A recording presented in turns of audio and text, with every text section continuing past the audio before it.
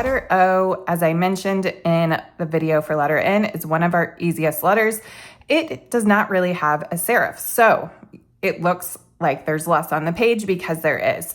So remember, with round letters, we have an overshoot. So it's going to come a little above and a little below our guidelines. So usually, especially if I'm drawing on Procreate, I am going to start with my kind of oval shape, hold my pencil down, and let Procreate make a quick shape.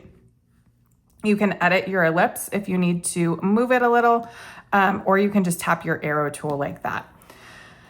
Now, we're going to be thinner here, thicker here, thinner here, thicker here. So I just kind of eyeball it, starting thinner, thicker, thinner, thicker, and then again, let Procreate grab that by holding it and get that ellipse shape.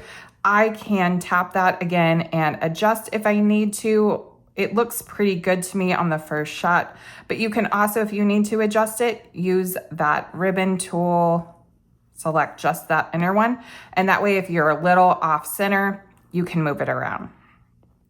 So again, I just kind of eyeball it, and then you can drag and drop and fill. There's no serif for that. Now, sometimes if I'm doing a serif font that has maybe a bunch of teardrop terminals, I will add something into my O that's like this, just to kind of give it some style that's similar to the others.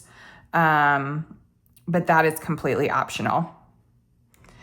For the lowercase is exactly the same, just a little bit smaller. And then for your script, you are just going to be at a bit of an angle.